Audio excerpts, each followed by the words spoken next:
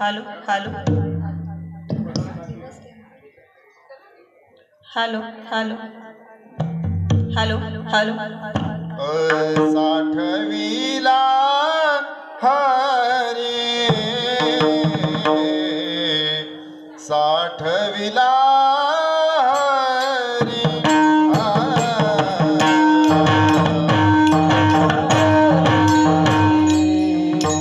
साठविला रे साठविला हरी साठविला साठविला रे साठविला आज हृदयामध्ये रे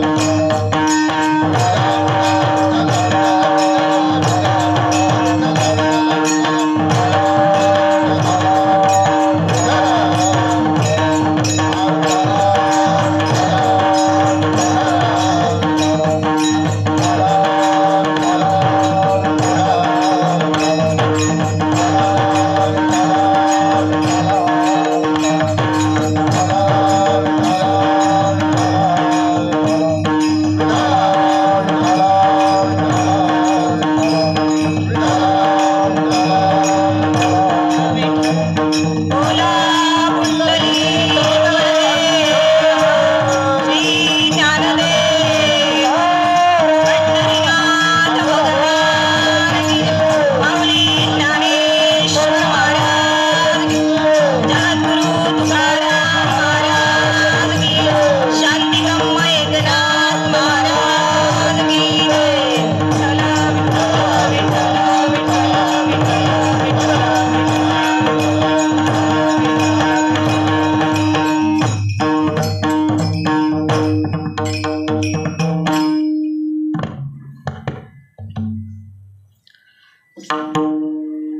साठविला हरी जिही हृदय मंदिरी त्यांची सरली येरझार झाला सफळ व्यापार.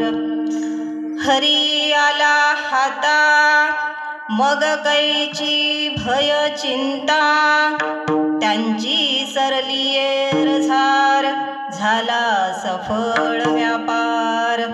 तुका म्हणे हरी काही उरोने दिवुरी त्यांची सरली येरझार झाला सफळ व्यापार. विठ्ठल विठ्ठल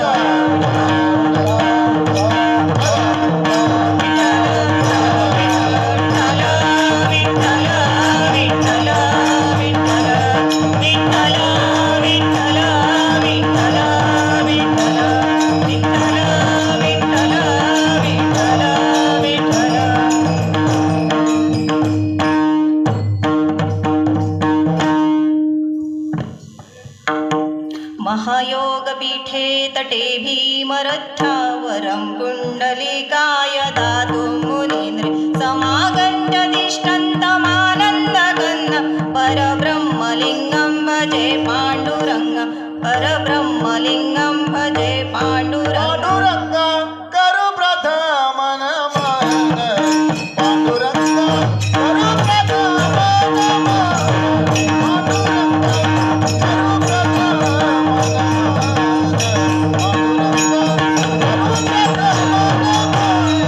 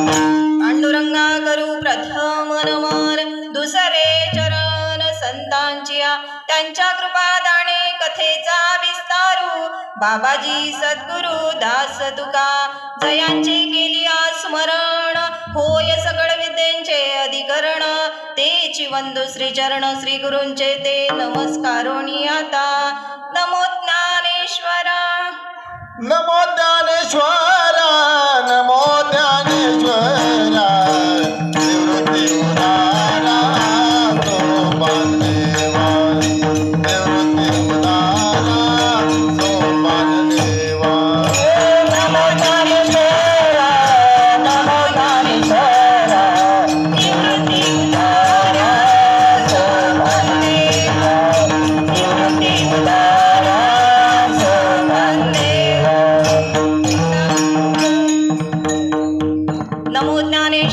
नमो ज्ञानेश्वरा निवृत्ती उदारा सोपान देवा मुक्ताबाई नमो त्रिभुवन पावनी अदत्रय जननी देवाची प्रस्तुत कीर्तनरूपी सेवेसाठी निवडलेला अभंग जगद्गुरु जगद्वंदनीय महाराष्ट्र भूषण पाचवा वेद ज्यांच्या हातून लिहिला गेला असे संतश्रेष्ठ आणि धर्म मंदिराचा कळस म्हणजेच तुकोबाराय यांचा 3 चरणांचा आणि या संसाररूपी सागरातून तरुण जाण्याचा मार्ग दाखवणारा असा हा सर्वांच्या पाठातला असा हा अभंग कीर्तनरूपी सेवेसाठी निवडलेला आहे. विठ्ठल विठ्ठल विठ्ठल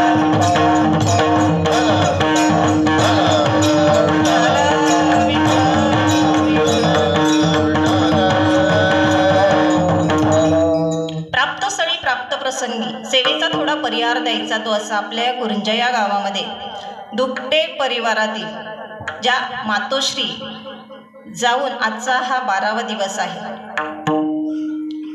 सुंदराबाई परशुराम दुपटे खरं तर नावातच सुंदरता आहे.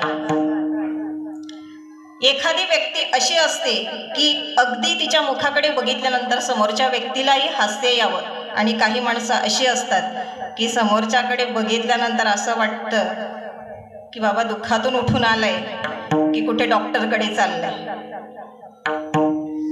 पण ह्या आजी गेल्यानंतर आज त्यांचं वय 97 वर्ष होतं. 11 मुले.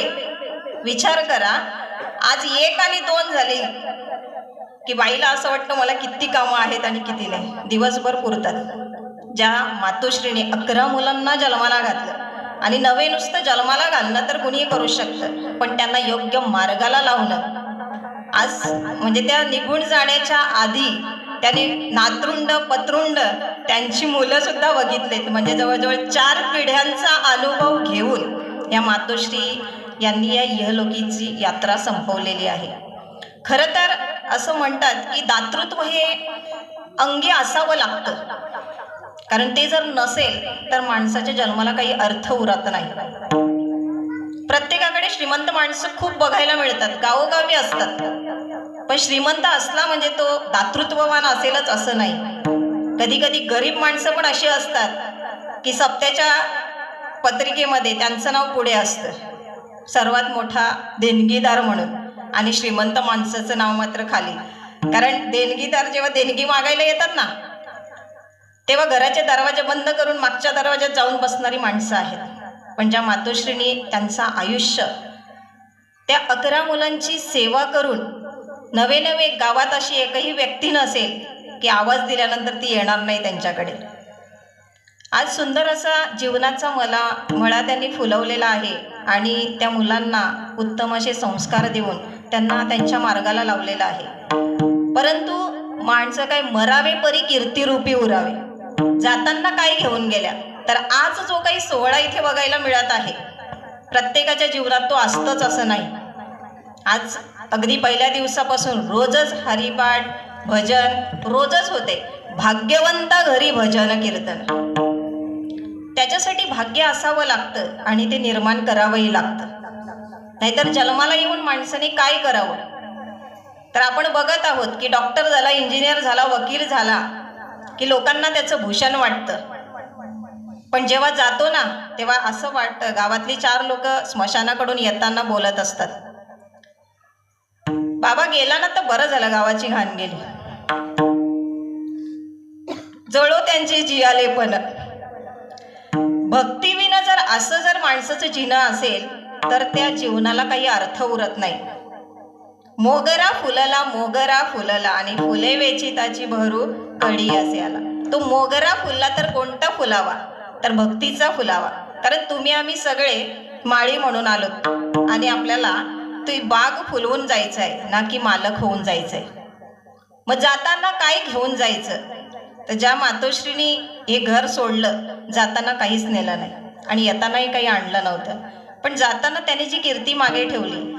आज जेव्हा गेले दिगंबरा ईश्वर विभूती, गेले दिगंबरा ईश्वर विभूती, गेले दिगंबरा राहिल्या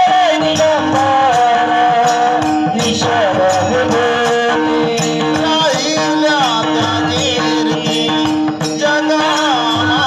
जगामाजी, राहिल्या त्या कीर्ती जगामाजी. गेले दिगंबरा ईश्वर विभूती, गेले दिगंबरा ईश्वर विभूती, गेले दिगंबरा ईश्वर विभूती, गेले दिगंबरा ईश्वर विभूती. राहिला कीर्ती जगामाजी, राहिला कीर्ती जगामाजी. गेले दिगंबरा ईश्वर विभूती, गेले दिगंबरा ईश्वर विभूती, गेले दिगंबरा ईश्वर विभूती, गेले दिगंबरा ईश्वर विभूती.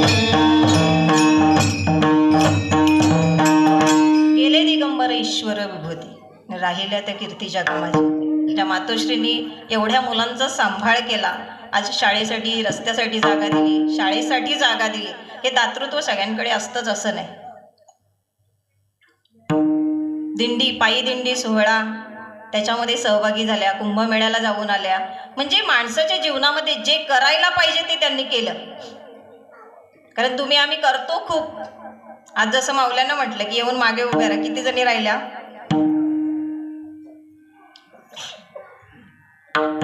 का तर आपण जिथे करायला पाहिजे, जिथे म्हणजे कुणी नाही बोलवलं तरी जावं. काही ठिकाणं अशी असतात की बोलवल्याशिवाय जाऊ, काही ठिकाणी नाही बोलवलं तरी जावं, आणि काही ठिकाणी नाही बोलवलं आणि इच्छा असेल तरीही तिथं जाऊ नये. मग सप्ताह असू द्या, कीर्तन असू द्या, कथा असू द्या, भजन असू द्या, कुणी बोलवण्याचा आग्रह करण्याची गरज. डीजे लावल्यावर कोणाला बोलवावं लागतं? नाही लागत ना. पण कथा कीर्तन असेल ना तर माणसाच्या अंगात कीर्तन चांग आणि होय अंग हरिरूप. कथा कीर्तनामध्ये ते असं टाळ वाजला ना की तो असा आतमध्ये घुमला पाहिजे, तर आपण भक्तीची सुरुवात केली असं होतं. आज त्या मातोश्री मागे उभ्या राहिल्यात ना, नसेल येत त्यांना टाळ वाजवता, पण पहिलं पाऊल त्यांनी टाकले. त्यांच्यासाठी एकदा जोरदार टाळ्या वाजवा.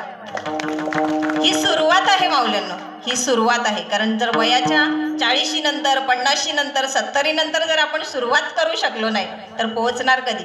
आपला पल्ला खूप लांबचा आहे. कारण जो आला आएगा सो जाएगा. राजा रंक फकीर, कोई सिंहासन चढा कोई बंदा जंजीर. आपल्याला कुठे जायचं आहे हे प्रत्येकाला ज्याचं त्यालाच ठरवायचंय. ज्या माऊलीने 11 मुलांना जन्म दिला, खरं तर आईचे उपकार किती आहेत? सगळ्यात मोठे उपकार म्हणजे 5 उपकार त्या मातोश्रीने प्रत्येक मुलावर केले. आईने 5 उपकार आणि ते कधी परत न फेडता येण्यासारखे. देवाच्या आधी सुद्धा आईची जागा आहे, कारण तिने जे उपकार केले ते देव सुद्धा आपल्यावर करू शकत नाही. पहिला केलेला उपकार म्हणजे एक कुरंजासारखं गाव आहे आणि त्या गावामध्ये एक व्यक्ती आली. आल्यानंतर त्या व्यक्तीला राहण्यासाठी जागा पाहिजे होती, म्हणून तिने 4 लोकांना चौकशी केली की मला कुठे राहण्यासाठी जागा मिळेल का. एकाने सांगितलं बाहेर गावाच्या बाहेर एक घर आहे ना त्या घरामध्ये तिथे बाजूला एक रूम शिल्लक आहे, तुम्हाला भाडं दिलं तर मिळेल. त्या व्यक्तीने ती रूम भाड्याने घेतली. 3,000 रुपये भाडं, 50,000 रुपये डिपॉझिट दिली. 2-4 वर्ष राहिल्यानंतर त्यांनी बाजूलाच मोकळी जागा होती, त्यातली एक 7-8 गुंठे जागा विकत घेतली, स्वतःचं घर बांधलं आणि तिथे तो आनंदात राहू लागला. पण तो जेव्हा जेव्हा त्याला कोणी भेटलं ना की एकच वाक्य सांगायचं, गावात ती व्यक्ती आहे ना, त्या व्यक्तीने मला राहण्यासाठी जागा दिली ना, म्हणून आज माझी स्वतःचं घर करण्याची हिंमत झाली. ज्याने भाडं घेऊन आपल्याला जागा दिली त्याचं जर नाव आपण आयुष्यभर काढत असू, ज्या मातोश्रींनी पहिलं पाऊल या पृथ्वी तलावर ठेवण्यासाठी गर्भात जागा दिली, ती माऊली किती मोठी असेल. तिचे उपकार कधी फेडण्यासारखे आहेत का? नाही भेटू शकणार. पहिलं तिने उपकार केला ते म्हणजे आपल्याला इथे येण्यासाठी गर्भात जागा दिली. दुसरा उपकार म्हणजे तिने प्राण दिले आपल्याला. लहान बाळ जर असेल 7 महिन्यापर्यंत कोणत्याही बाळाचे ठोके पडत नाही. सोनोग्राफी पहिल्या महिन्यापासून केली जाते, पण 7व्या महिन्यापर्यंत बाळाचे ठोके ऐकू येत. 7व्या महिन्याची सोनोग्राफी सांगते की बाळाचे ठोके सुरू झाले आणि ते ठोके पडत असताना अचानक एक दिवशी डॉक्टरांनी सांगितलं की एकदम क्रिटिकल कंडिशन आहे, एक तर आई वाचेल किंवा बाळ वाचेल. तिच्या पतीला विचारलं की दोघांपैकी कुणाला वाचवायचं. नवऱ्याने लगेच सांगितलं मला माझी बायको पाहिजे. तिच्या आई वडिलांना विचारलं आम्हाला आमची मुलगी पाहिजे. सासू सासऱ्यांना विचारलं आम्हाला आमची सून पाहिजे. पण जी माऊली अगदी शेवटची कळ घेईपर्यंत, शेवटचा श्वास अगदी काय म्हणतात की जोपर्यंत चेतना आहे, तो अॅनेस्थेसिया दिल्यानंतर बेशुद्ध अवस्थेत जाण्याच्या आतपर्यंत ते बेडवरून एकच डॉक्टरांना सांगत होती, माझं काही झालं ना डॉक्टर तरी माझ्या मुलाला वाचवा, हो माझ्या मुलाला वाचवा. ती खरी माऊली. ऐसी कळवळ्याची जाती, ऐसी कळवळ्याची जाती, ऐसी कळवळ्याची जाती, ऐसी कळवळ्याची जाती, ऐसी कळवळ्याची जाती, ऐसी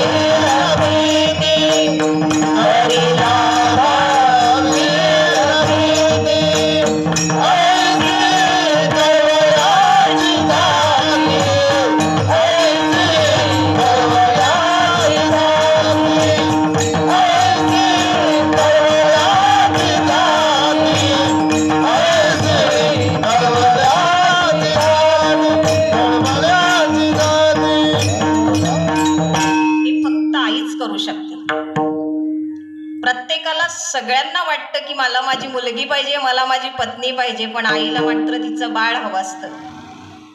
आणि एवढे उपकार ज्या आईने केले, तो दुसरा उपकार सांगितला की तिने आपल्याला जीवनदान दिले. तिसरा उपकार, जेव्हा आई बाळंत होते, खरं तर त्याला बाळंतपण का म्हटले, बाळ जन्माला घातल्यानंतर त्या प्रोसेसमध्ये एक तर तिचा अंत होऊ शकतो, ही शक्यता नाकारता येत, म्हणून त्याला बाळंतपण म्हटले. आता डिलिव्हरी आली हो, याच्या आधी बाळंतपण आणि सुईण होती, आता नर्स आली. ती सुईण काय करायची, पण बघा तुम्ही की जेव्हा बाळंतपण होतं त्याच्यानंतर डॉक्टर जोपर्यंत बाळ रडत नाही तोपर्यंत नाळ कापली जात. कारण जर बाळ रडण्याच्या आधी नाळ कापली तर बाळ पुन्हा श्वास घेऊ शकत. मग ते श्वास घेतं कुठून? प्रत्येकाच्या हृदयामध्ये 2 फुफ्फुस आहेत, पण बाळ जेव्हा गर्भामध्ये असतं तेव्हा एकच फुफ्फुस चालू असतं, ते म्हणजे डाव्या बाजूचं. उजव्या बाजूचं फुफ्फुस चालू नसतं.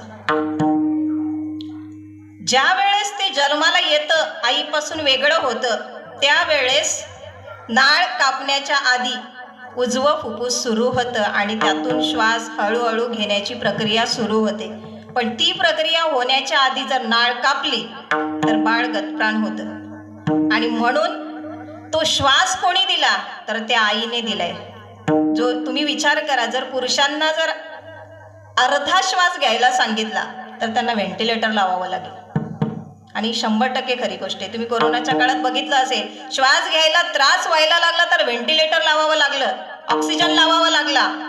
पण आई गर्भात असलेल्या बाळाला अर्धा श्वास देते. ती कुठल्या व्हेंटिलेटरवर असते, तिला कुठला श्वास मिळतो? आणि हे काम फक्त आईच करू शकते, कारण ती बाळाला जीवनदान देत असते. तिसरं म्हणजे ती रक्तदान देत असते. जगाच्या पाठीवर असं एकही शास्त्र निर्माण झालेलं नाही की ज्या शरीरामध्ये ज्याच्यामध्ये रक्त आहे त्याच्यात तुम्ही भरू शकता, पण ज्याच्यात रक्त नाहीये त्याच्यात तुम्ही रक्ताचा थेंब सुद्धा घालू शकत नाही. जेव्हा बाळ गर्भात असतं तेव्हा ती आई आपल्या शरीरातील रक्ताचं पाणी करते आणि त्या बाळाला पाजत असते. मग तेच रक्त जेव्हा त्या शरीरामध्ये पहिला थेंब रक्ताचा जातो तो म्हणजे त्या आईने केलेलं रक्तदान आहे. तो कोणताही डॉक्टर करू शकत नाही, कारण जगाच्या पाठीवर एकही अशी प्रयोगशाळा तयार झालेली नाही की रक्त नसताना त्याच्यात रक्त भरता येईल. ते आहे म्हणून आपण भरू शकतो. दुसरं आश्चर्य म्हणजे की ज्याचा ब्लड ग्रुप सारखा आहे त्यालाच आपण रक्त देऊ शकतो, पण आई आणि बाळाचा रक्त गट वेगळा जरी असेल तरी आईचं रक्त बाळाला चालतं आणि बाळाचं आईला चालतं. हे खरं जगातील आश्चर्य आहे आणि ते समजून घेण्यासाठी आपल्याला 4 बुकं वाचावी लागतात. अशी आई ती आपल्यावर किती उपकार करून गेली. तर तिसरा उपकार तिने, चौथा उपकार केला तो म्हणजे रक्तदान, आणि चौथा केला तो म्हणजे अस्थिदान. आईने आपल्याला अस्थी दिल्या.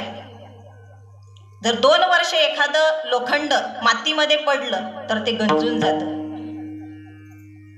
पण ज्या शरीरासाठी, ज्या चेहऱ्यासाठी तुम्ही आम्ही अगदी जन्माला आल्यापासून आतापर्यंत 2-2 टन पावडरीच्या ओतल्या असतील, ते शरीर सुद्धा स्मशानावर गेल्यावर दुसऱ्या दिवशी बघितलं तर जळून गेलेलं असतं.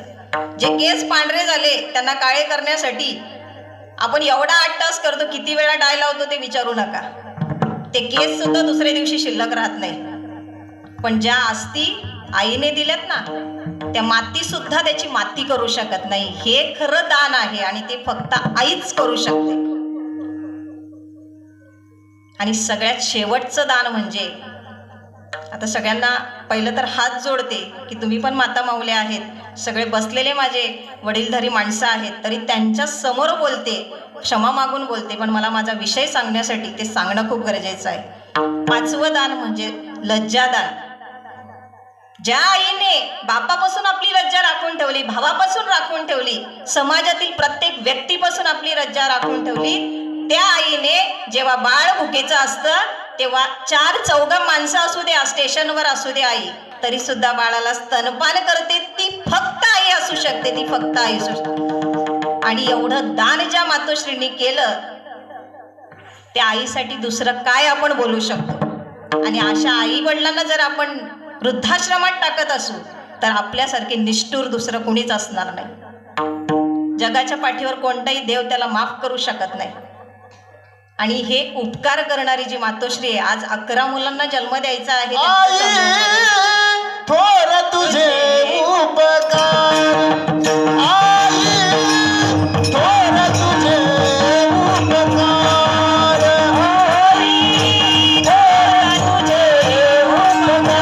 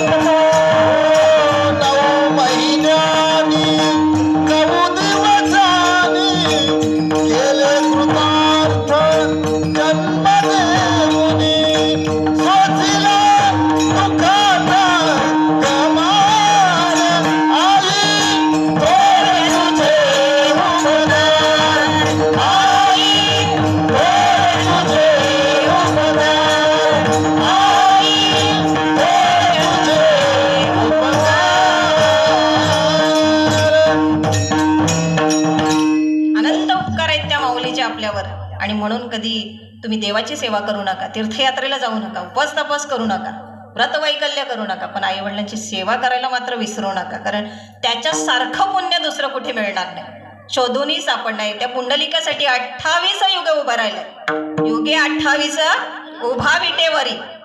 तो पांडुरंग 28 युग झाली अजूनही उभाच आहे. त्यांनी कुठली सेवा केली होती हो? कुठल्या देवाची केली? फक्त आई वडिलांची सेवा केली. देव बाजूला येऊन उभा राहिला तरी बघितलं नाही. त्या पुंडलिकासाठी आज 28 युग उभा आहे, तर आपल्यासाठी येणार नाही का हो? येणार ना. मग अशी जी माऊली या घरातून निघून गेलेली आहे, खरं तर जाताना ती काय घेऊन गेले? तिने जे समाजाला दिलंय ना, त्या मुलांच्या रूपाने, तिच्या नातरुंड पत्रुंड यांच्या रूपाने जे काही दिलंय समाजाला ते खूप मोठं आहे.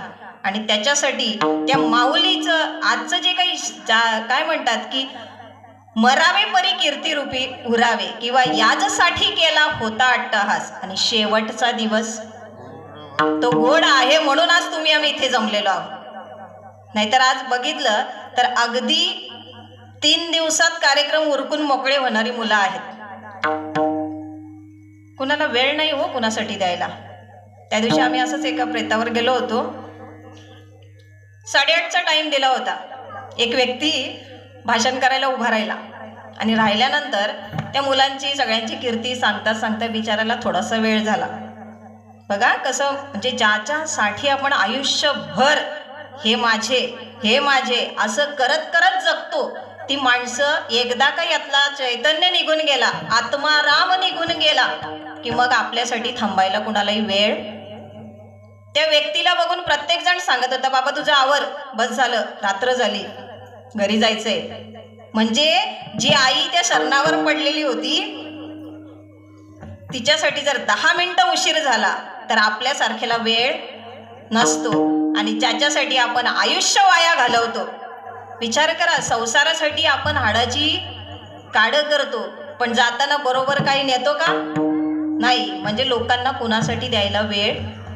ज्या आईने आपल्या बाळांचा सांभाळ केला आणि आज तिने इहलोकीची यात्रा संभवलेली आहे, तिच्या या उत्तर कार्यानिमित्त हा आजचा जो काही कीर्तनरूपी सोहळा आहे, खरं तर सोहळाच म्हणावा लागेल. ज्या मातोश्रींनी 97 वर्ष काढलेली आहेत, आज 60 संपली की बुद्धी नाठी झाली, पण तरी शेतीची अतिशय आवड.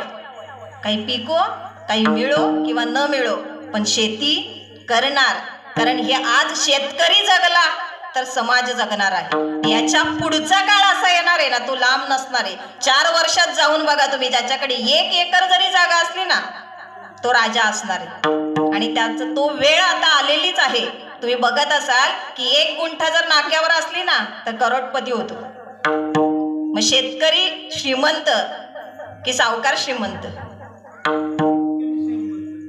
शेतकरीच श्रीमंत होणार आहे. म्हणून जी काळी आई कशी पण असेल ना, कांदा मुळा भाजी आणि अवघी विठाबाई, त्याच्यात काही पीक घ्या पण तिला विकू नका. कारण आईला विकल्याचं पाप आपल्या माथी लागल्याशिवाय राहणार नाही. तुम्ही गुंठाभर घ्या किंवा नका घेऊ, पण आई वडिलांनी पिढोन पिढ्यांपर्यंत जे सांभाळून ठेवलं ते पुढं न्यायचं काम तुमचं आमचं आहे. कारण ते जर नाही केलं, आता ही वेळ कीर्तनात सांगण्याची आलेली आहे. कारण लोकांनी शेत्या विकल्या, समृद्धी महामार्ग आला आणि लोक करोडपती झाले, पण खायचं काय? बँकेत किती असू द्या, खाण्यासाठी मात्र गहू ज्वारी बाजरी तांदूळच लागतात ना. मग ते पिकवायला शेती तर पाहिजे. ज्या माऊलीने ते शेतीमध्ये घाम गाळला, त्या मुलांचा सांभाळ केला, आज पती गेल्यानंतर सुद्धा खंबीरपणे त्या मुलांच्या पाठीशी उभी राहिली, त्यांच्यासाठी हा कीर्तन रूपी सोहळा आहे. विठ्ठल विठ्ठल.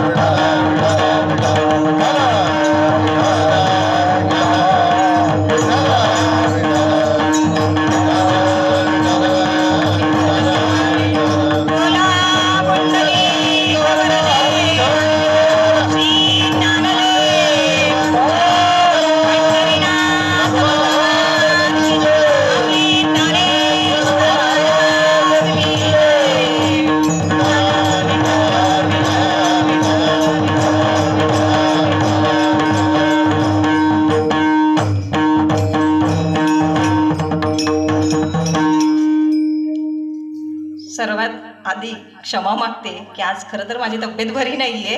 कीर्तनासाठी उभं राहायच्या आधी इंजेक्शन घेऊन आले त्या परदेशी डॉक्टरकडे आणि मग उभी राहिली. बाईंना माहिती आहे.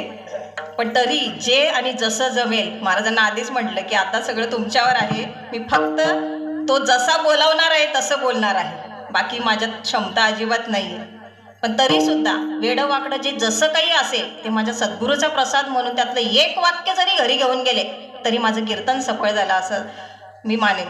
कारण कीर्तनाला आता गर्दी असणं अपेक्षित नाही, पण असेल तर ती दर्दी असणार आहे. कारण कीर्तनाला किती लाखोनी लोक असू द्या, पण घेऊन काय जातात याच्यावर कीर्तनकार अवलंबून आहे. नाहीतर कीर्तनकार येतात खूप आणि जातातही खूप, पाकिटं मोठी मोठी घेऊन जातात, पण देऊन काय जातात. खरं तर कीर्तनकाराने एक विचार प्रत्येक व्यक्तीच्या डोक्यात घालून दिला पाहिजे की बाबा रे, तू इथे आलायस ना, तर जाताना तुला काय करून जायचं आहे. कारण तुम्ही आम्ही आलोत, प्रत्येकाला एक मुक्काम ठरलेला आहे आणि त्या मुक्कामाच्या दिवशी आपल्याला जायचंय. जी सेवा मला मिळाली, खरं तर वेखंडे सरांचं मी पाहिजे तेवढे म्हणजे मनापासून आभार मानते की त्यांनी मला उभं केलं.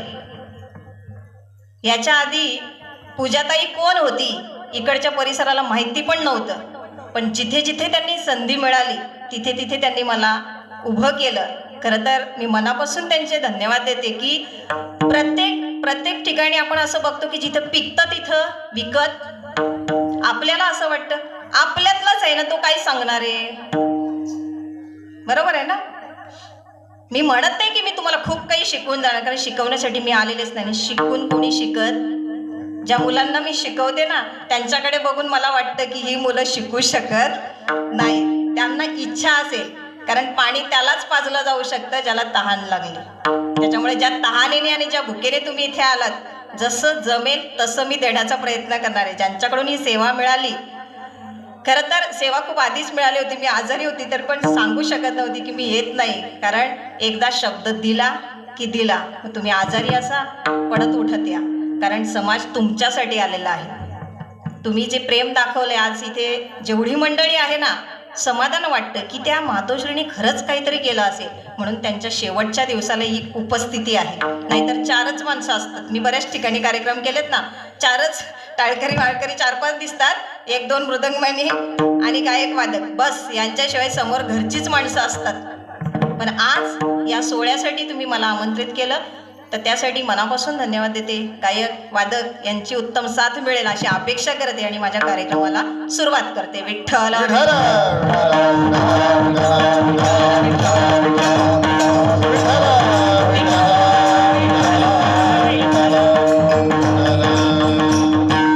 साठविला हरी जिही हृदय मंदिरी, त्यांची सरली एरझार झाला सफळ.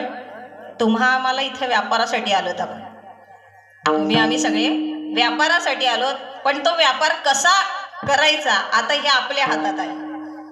प्रत्येकाचा व्यापार सफळ होईल असं नाही. जर आपल्याला वाटतं आपल्या व्यापारात आपल्याला नफा व्हावा, तर त्याच्यासाठी काय करावं लागतं, तर भांडवल चांगलं गोळा करावं, साधनांची आटाआटी करावी लागते. भांडवल गाठी असेल तरच आपण आपला व्यवसाय म्हणा किंवा बिझनेस करू शकतो. मग त्यासाठी भांडवल कोणतं गोळा करायचं आहे, सगळ्यात सोपा मार्ग सांगितलाय कलियुगामध्ये. आतापर्यंतची जेवढी युग गेली ना, त्या प्रत्येक युगामध्ये भरपूर आयुष्य होतं. 1 लाखापासून 1-1 शून्य कमी होत आलाय. आता आपण 100 येऊन पोहोचले. त्या आजीनी तर 97 गाठले. मी म्हणेन की याच्यानंतरचे 60-70 खूप झाली. याच्यानंतर ज्याला ज्याला जेवढं जास्त मिळेल ते आपलं बोनस. खरं तर आजच्या मितीला कोण किती जगला हे खूप महत्त्वाचं नाही आहे, तो कसा जगला हे खूप महत्त्वाचं आहे. त्याच्यामुळे भांडवल गोळा करायचंय, पण ते कसं गोळा करायचंय, कथा कीर्तनाला जाऊन ते आपलं भांडवल आहे. की जे तुम्ही हरिनामाचं बँकेमध्ये जे जमा करणार आहेत ना, ते आपलं भांडवल आहे. आणि ते भांडवल घेऊन आपल्याला व्यापार करायचंय. त्याचाच व्यापार सफल होतो की ज्यांनी घाम गळलेत, कष्ट सोसलेत. मग ते कष्ट सोसायचे ते कसे सोसायचे, उपास तापास तीर्थयात्रा साधन असं निवडायचं की ते आपल्याला थेट पोहोचवेल. जायचं आहे मुंबईला, तर साधन निवडणं खूप गरजेचं आहे. सुरुवात इथून करते की आपल्याला साधन निवडायचं आहे. मुंबईला जाणारी एकाने निवडली सायकल, एकाने निवडली रिक्षा, एक म्हणाला माझ्याकडे 4 व्हीलर आहे मी ती निवडणार, आणि एक म्हणाला की मी ट्रेननी जाईन. पण एक त्याच्यातला सगळ्यात हुशार होता, तो म्हणतो मी विमानाने जाईन. मला सांगा सायकलवाला पोहोचेल लवकर की विमानवाला? कोण पोहोचणार? मुंबईला तर सगळ्यांनाच जायचंय. सायकलवाला पोहोचणार का विमानवाला? ज्याने विमान निवडले आपण त्याला हुशार म्हणणार की नाही, की बाबा रे तो आपल्याला 15-20 मिनिटात मुंबईला नेऊन पोहोचवणार आहे, म्हणजे विमान निवडणारा हुशार आहे. मग आपल्या व्यापारात आपण पण हुशार व्हायला पाहिजे, कारण साधन जेवढं वेगात आपल्याला घेऊन जाईल तेवढ्या वेगात तुम्ही आम्ही पोहोचणार आहोत. कारण आता काही आपल्याला 1 लाखाचं आयुष्य, कलियुगात आयुष्य किती आहे? अल्प आयुष्य मानव देह, अल्प आयुष्य मानव देह, शत गणिले ते अर्धरात्र काय, शतगणिले अर्धरात्र काय, मध्ये बालत्व क्रीडा रोगक्षय, मध्ये बाळत्व पीडा रोगक्षय, काय भजनाची उरले ते पायगा, हरे रामा गोविंदा वासुदेवा, हरे रामा गोविंदा वासुदेवा. काय भजनाचे उरले ते पाहिगा,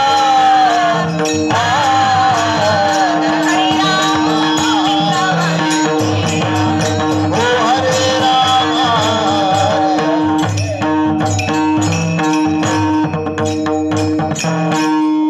कलियुगात अल्पायुष्य मानव द्या, शतघनिले ते अर्धरात्र, मध्ये बाळत्व पीडा रोग, काय भजनासी उरले ते पाहेगा. 100 वर्षाची गणना केले, अर्ध झोपेत गेले 50, राहिले किती? मध्ये बाळत्व, बाळपण गेलं असेल ना 8-10 वर्षाचं, पीडा रोग क्षय सगळं करत करत तारुण्य गेलं, सगळं संपलं, आणि मग काय भजनासी उरले ते पाहेगा. काहीतरी उरायला पाहिजे ना बाजूला शिल्लक. आपल्याला प्रत्येक गोष्टीतून उरवायची माऊल्यांना तर फारच सवय असते. पाव किलोची भाजी आणली ना तर थोडीच करायची, पुढच्या वेळेला शिल्लक राहिली. मग आपल्याला पण जाताना काहीतरी शिल्लक ठेवून गेलं पाहिजे की नाही. मग त्यातून काय भजनासी उरले ते, मग भजनासाठी काही उरतच नाही हो. आपलं काय, जिथून संसाराला सकाळी उठल्यापासून रात्री झोपेपर्यंत जर एक क्षण जर आपल्याला मिळत असेल की हो मी फक्त भजनासाठी काढलंय, सांगावं फक्त हात वर करून.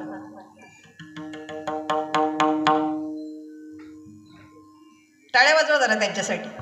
एकाचा हात वर आला म्हणजे त्यांनी काहीतरी, कारण ती हिंमत दाखवायला आधी करावं आणि मग सांगावं. कारण जर आपल्या दिवसभराच्या वेळामध्ये एक क्षण आपल्याला भगवंतासाठी आपण काढू शकत नाही. का नाही काढू शकत?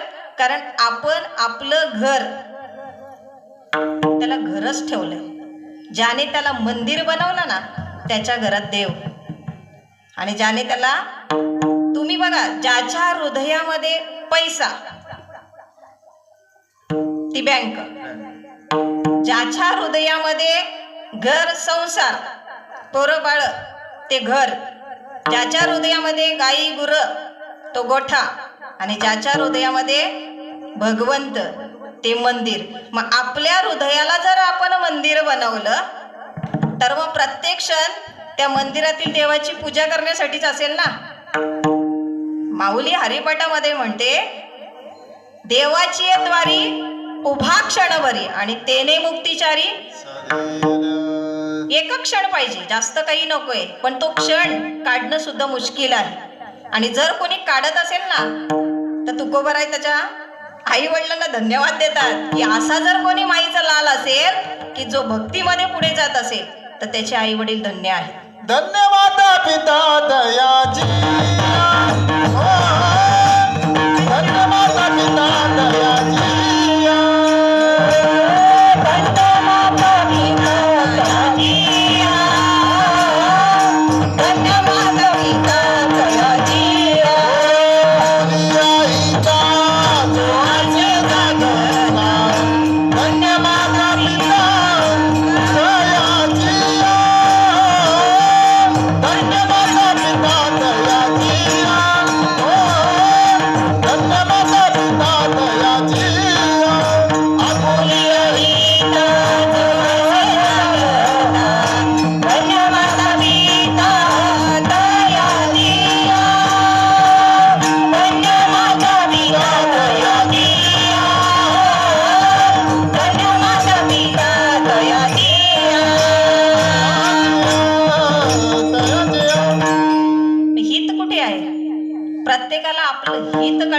कारण हित जर कळालं तर आपण सुरुवात करू, साधन निवडू. मग आपल्याला साधन पण निवडायचंय, पण ते साधन निवडताना विचारही केला पाहिजे की अल्प आयुष्य मानव देहा. तुम्ही जर म्हणाल मी एक एक पावलं टाकत जाईन तर आपण पोहोचू शकत.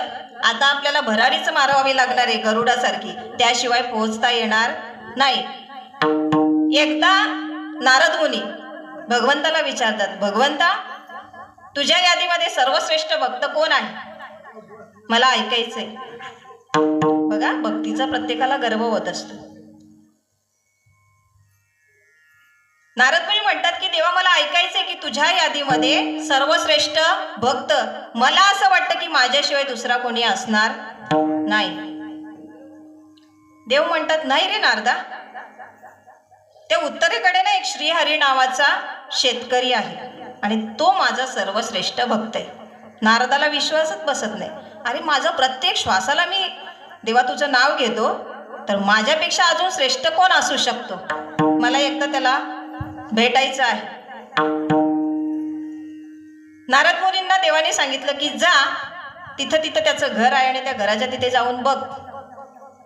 नारद मुनी गेले, बाजूला एक झाड होतं, ते झाडावर जाऊन बसले. 3 दिवस त्याचा दिनक्रम बघितला. सकाळी उठायचा, आंघोळ सगळं आवरलं की एकदाच जाऊन देवाला दिवा लावायचा आणि देवाचं नाव एकदाच घ्यायचं आणि आपल्या शेतावर कामाला निघून जायचं. दुपारी आला, जे काही बनवलेलं असेल त्याचा नैवेद्य काढायचा, देवाजवळ ठेवायचा, तो नैवेद्य प्रसाद म्हणून ग्रहण करायचा, परत शेतावर जायचा. संध्याकाळी घरी आल्यावर दिवाबत्ती करायचा, एकदाच देवाचं नाव घ्यायचा आणि आपल्या आपल्या कामाला लागून जायचं. 3 दिवस झाल्यानंतर नारद मुनी परत आले. देवा काही चेष्टा करता हो तुम्ही, जिथं मी प्रत्येक क्षणाला तुझं नाव घेतो तर माझ्यापेक्षा तो श्रेष्ठ असूच कसा काही शकतो. तू तर काय करतो, दिवसातून 3 वेळा तुझी आठवण काढतो. मग देवाने म्हटलं की तो श्रेष्ठ कसा आहे हे तुला उत्तर ऐकायचं आहे ना, त्याच्या आधी मी सांगतो ते ऐक. नारदाला एवढी घाई झाली होती, नारद म्हणतात की देवा मला आत्ताच सांगा की तो श्रेष्ठ कसा. देवानी सांगितलं, हे लक्ष्मी इकडे ये आणि येताना एक समई घेऊन ये आणि समईमध्ये तेल भरून आण. समई काठोकाठ तेलाने भरली होती. नारद महर्षींना सांगितलं, नारदा ही समई हातात घे आणि पृथ्वीला 7 प्रदक्षिणा मारून ये, आल्याबरोबर तुझ्या प्रश्नाचं उत्तर देतो. नारदाने हातात समई घेतली. आता त्यांच्यासाठी ते एकदम सहज केल्यासारखं होतं. समई हातात घेतली आणि उत्तर मिळणार या आनंदात निघाले. पण एक अट सांगितली होती, तेलाचा एकही थेंब पडता कामा नाही. नारद महर्षींनी ती समई हातात घेतली.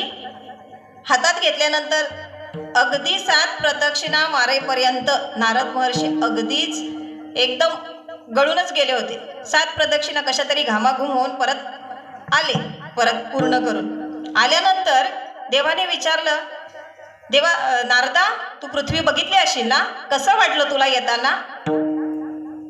देवा पृथ्वीचं सांगता तुम्ही मला इतकं कठीण काम दिलं होतं, समई काठोकाठ तेलाने भरली होती, एक थेंबही सांडू द्यायचा नाही असं म्हटलं होतं, आणि तुम्ही म्हणता की मला पृथ्वी बघितली का.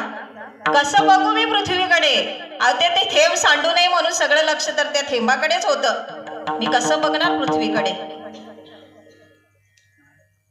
मग देवाने सांगितलं, तुला तुझ्या प्रश्नाचं उत्तर मिळालं का.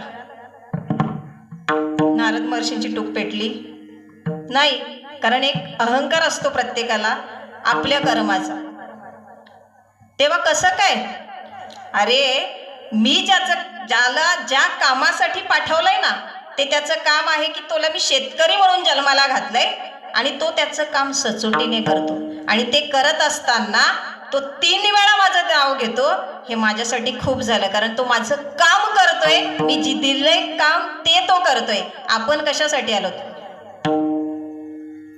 आपल्याला आपल्या कामाची आठवण. भक्ती वेगळी नाही हो, भक्ती वेगळी नाहीच आहे. जे काम मिळालंय ते प्रामाणिकपणे करणं, सचोटीनं करणं, सत्याने करणं आणि न्यायाने करणं म्हणजे भक्ती आहे. तुम्ही शिक्षक असाल, प्रामाणिकपणे करा. तुम्ही शेतकरी असाल, प्रामाणिकपणे शेती करा. त्या सावतामाळ्याने कुठलीच भक्ती केली नव्हती. त्याने फक्त आपला मळा फुलवला होता, पण त्या मळ्यामध्ये प्रत्येक भाजीमध्ये त्याला पांडुरंग दिसत होता. कारण त्याला माहीत होतं हे काम माझ्या पांडुरंगाने मला दिलंय. ते तेवढ्याच प्रामाणिकपणे केला आणि म्हणून ती त्यांची भक्ती झाली. मग कांदा मुळा भाजी, कांदा मुळा भाजी, कांदा मुळा भाजी, कांदा मुळा भाजी, अवघी विठाई माझी, अवघी विठाई माझी, अवघी विठाई माझी, अवघी विठाई माझी, कांदा मुळा भाजी, कांदा मुळा भाजी, कांदा मुळा भाजी, अवघी विठाई माझी, अवघी विठाई माझी, अवघी विठाई माझी.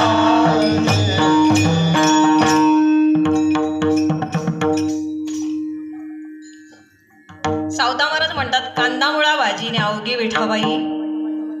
त्या मळ्यामध्ये त्यांनी देवाला बघितलं हो, म्हणून त्यांची भक्ती झाली. आणि तुमची आमची, आपल्याला तर भक्ती करणं खूप सोपं आहे. माऊल्यांना तर सगळ्यात सोपं आहे, पण माऊल्या कधी करत. प्रत्येक स्त्रीने भाकरी भाजता भाजता विठ्ठल म्हटलं तर कोणाचं काही जाणार आहे? जाणार आहे का? जनाबाईच्या गोऱ्या विठ्ठल विठ्ठल म्हणू शकतात, आपल्या भाकरी का नाही म्हणू शकत? याच्या आधी 50 लोकांचं कुटुंब सांभाळणारी आई एकटी भाकरी भाजत असायची. अगदी 50-100 भाकरी 2 तासात उरकायची. पण ते 2 तास जर तिला देवासमोर बसायला सांगितलं तर ती बसू शकणार नाही. पण 2 तासात जर विठ्ठल विठ्ठल करत भाकरी म्हटल्या किंवा त्या भाकरी भाजल्या तर खाणारा पण भक्ती देईल ना. मग वेगळी भक्ती काय आहे? कामामध्ये काम काही म्हणा राम राम, काही भगवत राम,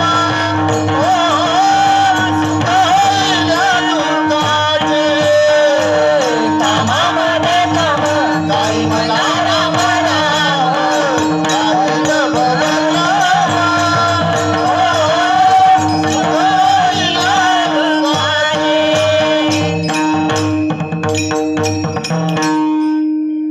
भक्ती वेगळी करण्याची गरज नाही. कामामध्ये काम काही म्हणा राम राम, जाईल भवश्रम सुख होईल.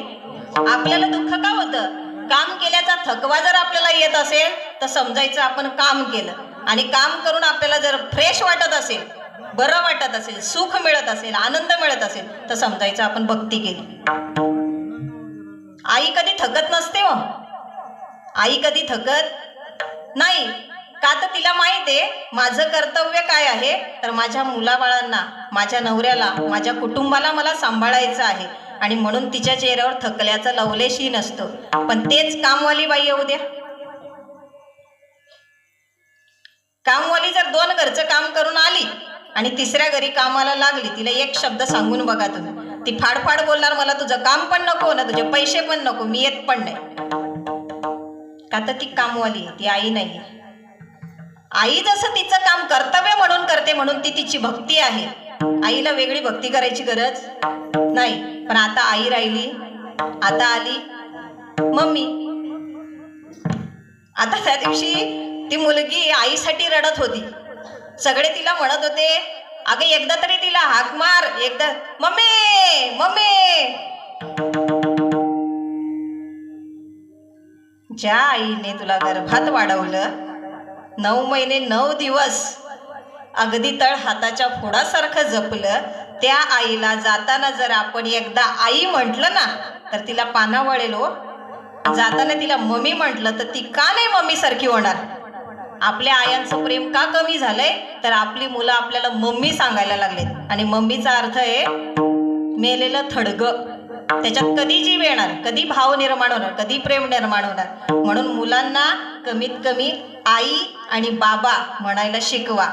कारण इथं जी शाळा आहे ना ती कुठलंच नाही, जगाच्या पाठीवर कुठेच नाही. जे संस्कार घराच्या शाळेत मिळतात ते कुठल्याही शाळेत मिळू शकत नाही. मग ते संस्कार द्यायचं काम आई करते, म्हणून आई श्रेष्ठ सांगितलेली आहे.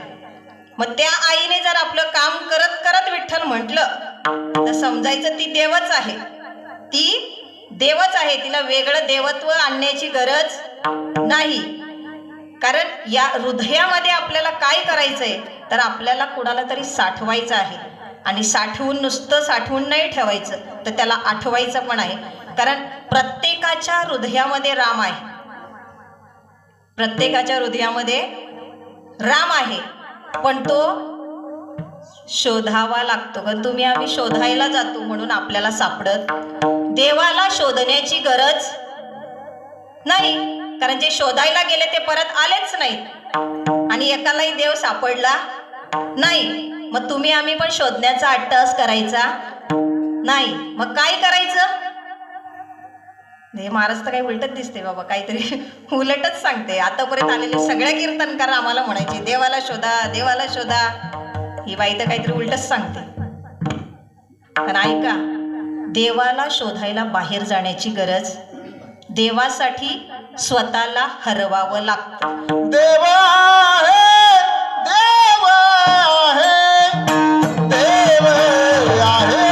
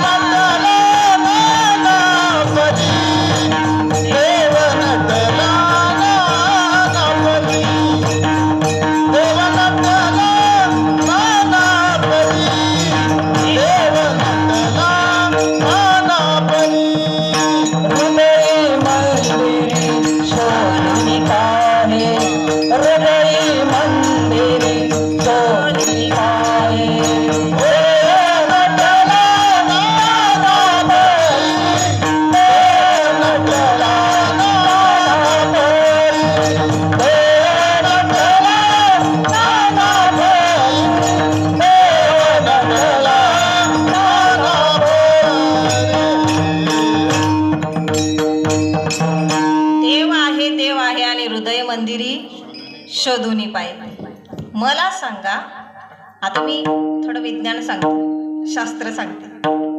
बघा, आपल्या हृदयाचे 4 कप्पे आहेत. नसतील माहित तर सांगते. हृदयाला 4 कप्पे आहेत. हृदयाकडे आलेला अशुद्ध रक्त हृदय फुफ्फुसाकडे पाठवतं आणि शुद्ध हवा त्याच्यात मिळाली म्हणजे आपण घेतलेला ऑक्सिजन त्याच्यात मिक्स झाला की ते रक्त शुद्ध होऊन पुन्हा हृदयाकडे येतं. पण मला सांगा, आपलं हृदय ते रक्त संपूर्ण शरीराभर म्हणजे डोक्याच्या केसापासून पायाच्या नखापर्यंत पोहोचवण्याचं काम करतं. मला सांगा, टाकी वर बसवली तर पाणी नळाला येतं की टाकी खाली बसवल्यावर येतं? कुठं? जेवढी वर टाकी तेवढा प्रेशर जास्त. एवढं तर मान्य आहे ना? टाकी वर बसवली तर नळाला पाणी प्रेशरने येतं. आता मला सांगा, हृदय इथं आहे, केस इथे आहेत, कुठला प्रेशर आहे की रक्त तिथपर्यंत पोहोचतं?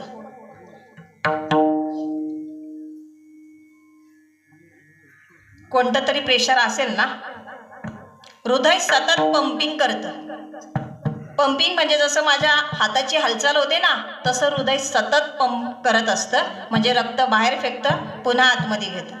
आणि हे जवळजवळ 70-72 वेळा होत असतं एका मिनिटाला. मग असं जे हृदय आहे त्याला पंपिंग करण्यासाठी कुठला तरी प्रेशर हवा असतो आणि तो प्रेशर हृदयाच्या बाजूला एक गाठ आहे. कुठल्याही प्रयोगशाळेमध्ये अजूनही शोधून सापडलेलं नाही त्या गाठीमध्ये रक्ताचा पुरवठा नाही. त्या गाठीला रक्त पुरवठा, त्याच्यात रक्तच नाहीये, पण तिथून करंट पास होतो आणि तो करंट हृदयाकडे येतो आणि हृदय पंप करतं. हृदय त्या प्रेशरने ते रक्त पायाच्या नखापासून डोक्याच्या केसापर्यंत पोहोचवतं. कुठल्याही प्रयोगशाळेत हे सिद्ध झालेलं नाही की त्या गाठीमध्ये रक्त नसताना सुद्धा तो प्रेशर येतो. कुठून येतो तो प्रेशर? शास्त्र त्याला, विज्ञान त्याला काही म्हणत असेल, पण तो तुमचा अंतरात्मा आहे, तो भगवंत आहे, तोच तुम्हाला प्रेशर देण्याचं काम करतो. त्याच्यामुळे माणसं मरतात ती कशाने? सरळ रेषा आली की समजायचं हृदय बंद पडलं. आणि मग ती सरळ रेषा आपल्याला दाखवते की त्या गाठीतून येणारा प्रेशर बंद झाला. मग आपल्याकडे जर फ्लोनी रक्त यावं असं वाटत असेल तर आपल्याला त्या प्रेशरसाठी काहीतरी करावं लागेल ना, करावं लागेल की नाही? कोणाला माहीत नसेल तरी सांगून ठेवते की हृदयाच्या बाजूला एक गाठ आहे आणि त्या गाठीवर कुठल्याही प्रकारचं त्या गाठीमध्ये रक्त नाही आणि कोणत्याही ऑपरेशनमध्ये ते दिसत नाही. म्हणून डॉक्टर हात वर करतात आणि सांगतात, आता सगळं आम्ही शेवटपर्यंत प्रयत्न केले. कारण तो परमात्मा जोपर्यंत, अंतरात्मा जोपर्यंत आपल्या हृदयामध्ये आहे ना, तोपर्यंत आपलं हृदय धडकतं. ज्या क्षणाला तो करंट द्यायचा बंद करतो म्हणजे तो तिथून निघून जातो, त्या क्षणाला आपलं हृदय बंद पडतं. आणि म्हणून हे हृदय बंद पडण्याच्या आधी त्या अंतरात्म्याला ओळखणं, हेच तुकाराम महाराज अभंगाच्या पहिल्या चरणात म्हणतात. साठविला हरी, साठविला हरी, साठविला हरी, साठविला हरी, साठविला हरी, साठविला हरी, साठविला हरी, साठविला हरी, साठविला हरी, साठविला हरी, साठविला हरी, साठविला हरी, साठविला हरी, साठविला हरी, साठविला हरी, साठविला हरी. जेहि हृदय मंदिरी, जेहि हृदय मंदिरी, शांती सरली येरदार, शांती सरली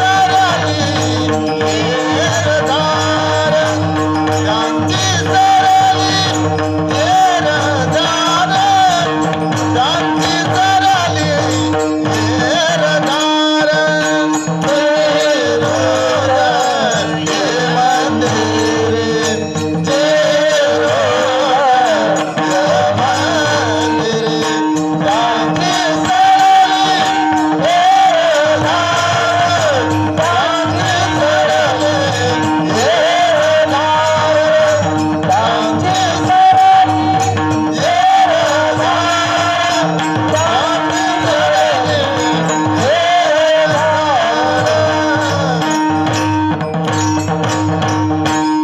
साठविला हरी जिही हृदय मंदिरान, त्यांची सरली येरजार.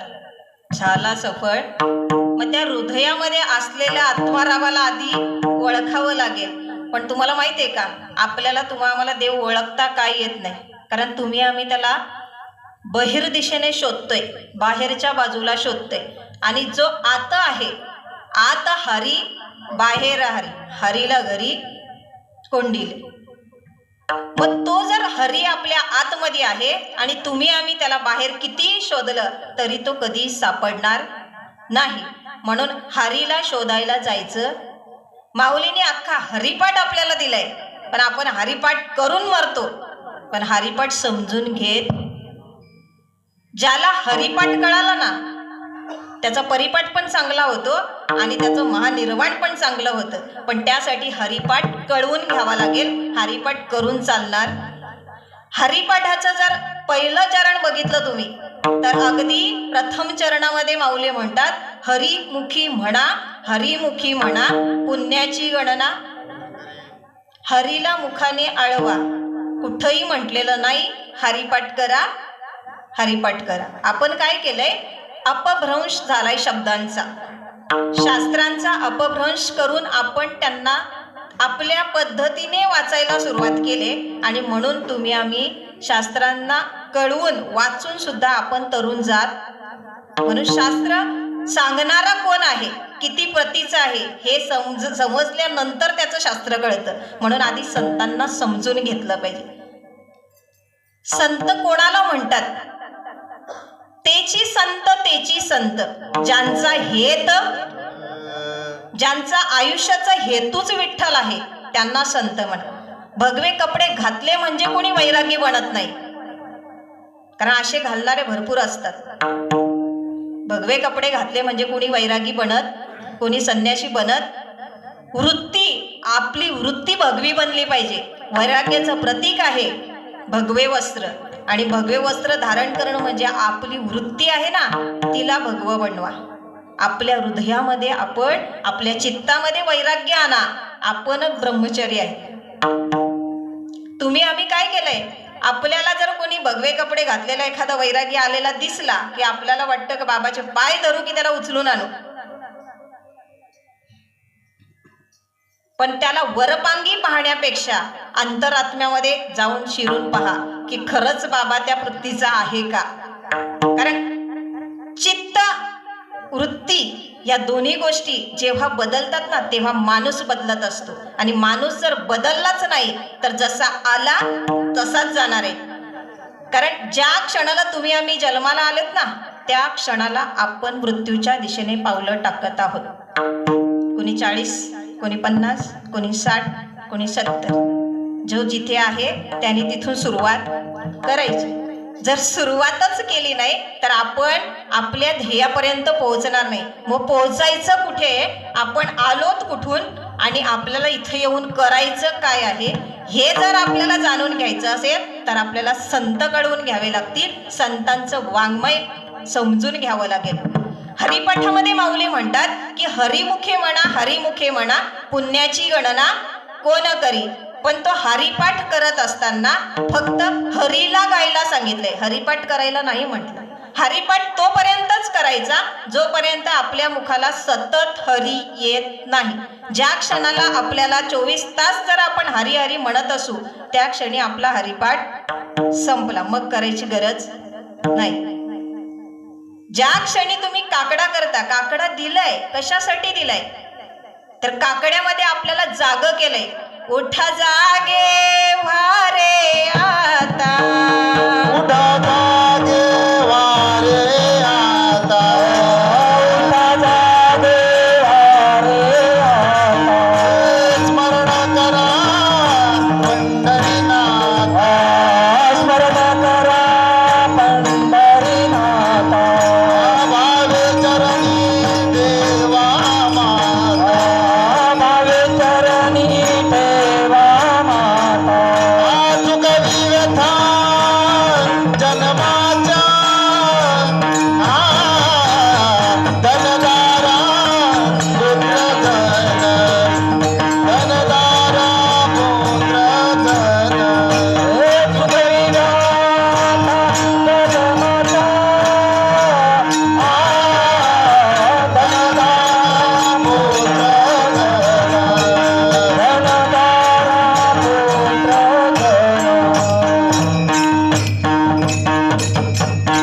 उठा जागे वारे आता, स्मरण करा पंढरीनाथा, भावे चरणी ठेवा माथा, आणि चुकवा व्यथा. आपल्याला तर आनंद वाटतो ना, आपण आनंद साजरा करतो की नाही. बाळ जन्माला आलं, बारसं अगदी थाटामाटात, ते 3 महिन्यात का असू द्या, आपल्या सवडीनुसार. पण खरं सांगा, 16 संस्कारापैकी बारसं एक संस्कार आहे, तिजोरा संस्कार आहे, बरोबर. मग ते संस्कार त्या वेळी व्हायला पाहिजेत की नाही. 5वीच्या दिवशी सटवी येऊन त्याचं भाग्य लिहून जात असते, प्रारब्ध लिहून जात असते, आणि 5वीच्या दिवशी बाई हॉस्पिटलमध्ये असते. झाली का 5वी? आता ते संस्कारच मुलांवर होत नाहीत, आणि म्हणून आपण म्हणतो की आमचे दिवटे बिघडले. चुकत ते नाही, चुकतो आपण. कारण आपण आपली कास सोडून दिली. जे जुनं होतं ना ते सोडलं, आणि फॉरेनच्या कंट्रीकडे तिकडनं जे काही येईल ते आपलं, आणि ते आपल्या आवडीचं. मुलींनी अंगभर वस्त्र घालावं हे आईच शिकवत होती.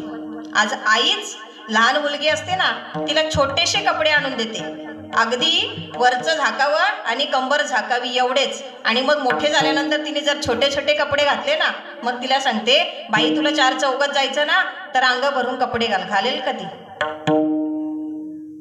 ती लहान असताना तिला अंगभर कपडे द्या ना. चुकीच्या गोष्टी घडतात तेव्हा आपल्याला कळवळा वाटतो की आज मुलींना बाहेर पडणं कठीण झालंय, समाजाच्या नजरा बिघडल्यात. पण अरे आपण काय दाखवतो समाजाला हे पण तेवढंच महत्वाचं आहे. आणि हे फक्त आई करू शकते. मग आईने जर चुकीचं केलं तर मुलगी चुकली, त्यात नवल काय? आपण मुलीला दोष नाही देऊ शकत, कारण तिने जे बघितलं तेच तिने केलं. कुटुंबातली आई जेव्हा 10 माणसांचा स्वयंपाक करायची ना, तेव्हा तिची मुलगी बघून बघून स्वयंपाक शिकायची. आलेल्या पै पाहुण्यांचा जेव्हा पाहुणचार करायची ना, तेव्हा तिची मुलगी बघून बघून आलेल्या पाहुण्यांना चहा पाणी करायची, ती नसताना. पण आज आईच जर पाहुणा आल्यानंतर म्हणते, चहा घेता? मुलगी देईल चहा बनवून? मला कौतुक वाटलं त्या ज्या घरी मी गेली होती ना, त्यांच्या घरी एक मुलगा, अगदी 30-32 वर्षाचा मुलगा, लग्नासाठी मुलगी पाहतोय.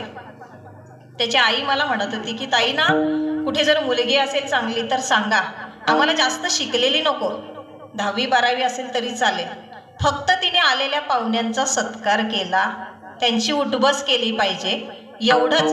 ती पण आमची मोठी आहे ना, तिला बघून ती शिकेल. म्हणजे तेवढी अपेक्षा सुद्धा त्या माऊलीची नव्हती. मी म्हणेन ती माऊली खरी श्रेष्ठ, की ती अशी अपेक्षा करते. आपण माझी सून एवढी शिकलेली पाहिजे, तिने एवढा पैसा कमवून आणला पाहिजे, पण ती कशी वागते, आलेल्या पाहुण्यांची उठबस करते का, आलेल्यांना काही खाऊ पिऊ घालते का, हे बघण्याची सुद्धा आपल्याला आता इच्छा राहिलेली. फक्त माझ्या मुलाला बाहुली पाहिजे. आणि मग नंतर आपण दोष देतो. दोष त्यांचा नाही, दोष आपला आहे, कारण आपण आपली निवड चुकली. आपण अपेक्षा केल्या दुसऱ्या आणि मिळालं.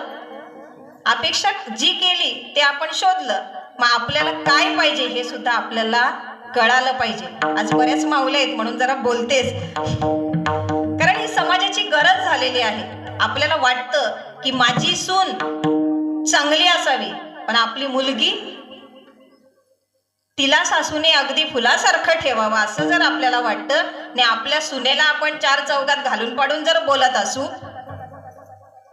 तर मग कुठे गेला आचार, न कुठे गेला विचार. जर तिच्यासाठी एक नियम असेल ना, तर आपल्या सुनेसाठी पण तोच नियम ठेवा, तर तुमचं घर चालेल. मी माझा अनुभव सांगते आणि 4 चौकात फिरते म्हणून सांगते की तेच घर टिकतं ज्या घरची सासू चपळ, चलाक आणि कुटुंब सांभाळणारी असते. आणि तेच घर फुटतं ज्या घरची सासू आळशी असते. मी इथं उभं राहून सांगते, सासू आळशी असली ना की सून आपोआपच तिचं बघून शिकते. म्हणून कधी 4 चौकात जाताना आणि घरी वावरताना आपल्यासारखं आपल्याला बघणारं कुणीतरी एवढा विचार ठेवून जरी वागलं तरी खूप झालं. मग आज तुम्ही आम्ही जर लोकांकडून अपेक्षा करतो, मुलींकडून अपेक्षा करतो, तर त्यांना तसे संस्कारही द्या, कारण संस्कार हे आईच्या शाळेतच मिळतात. कुठलीही शाळा आता संस्कार द्यायला रिकामी नाही. शाळेमध्ये फक्त हमाल तयार होत आहेत, लक्षात ठेवा. आपण इंग्रजी मिशनऱ्यांच्या शाळांमध्ये टाकतो. आपल्याला भूषण वाटतं की माझी मुलगी कॉन्व्हेंटला शिकली, पण ते कॉन्व्हेंटचा अर्थही आपल्याला माहिती नाही. कॉन्व्हेंट म्हणजे पूर्वीच्या काळी जिथं वेश्या व्यवसाय केला जायचा त्या पेढीला कॉन्व्हेंट म्हटलं जायचं. आज आपण कॉन्व्हेंट म्हटलं की आपल्याला वाटतं मी खूप हायफाय शाळेमध्ये माझ्या मुलीला टाकले, माझ्या मुलाला टाकले. म्हणजे ज्याचा अर्थही आपल्याला कळत नाही त्याला आपण खूप मोठं असं समजतो. म्हणून आधी कुठलाही शब्द वापरताना, बोलताना त्या शब्दाचा अर्थ समजून घेऊन मग बोला. आता मिसेस, ही माझी मिसेस आणि हे माझे मिस्टर. ते मिस्टर आणि मिसेसचा अर्थ आधी समजून घ्या आणि मग. पूर्वीचे लोक काय म्हणायचे, हे आमचे आहो. आदरार्थी शब्द होता, त्याच्यात संस्कार होते, त्याच्यामध्ये समोरच्या व्यक्तीला आदराने बोललं जायचं. आता आपण काय म्हणतो, ओळख करून देतानाच म्हणतो की हे माझे मिस्टर, आणि आपल्याला त्याच्यात भूषण वाटतं, पण ते मिस्टर आणि मिसेसचा अर्थ काय होतो हे आधी समजून घ्या. त्याच्यामुळे खूप पुढे जाण्यापेक्षा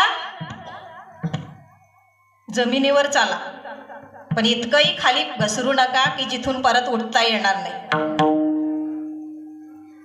आज समाजामध्ये ज्या चांगल्या गोष्टी असतात ना त्याचं कौतुक कमी असतं, पण वाईट गोष्टींचं जर तुम्ही बघितलं तर अख्खा मीडिया त्याच्यावर तुटून पडतो.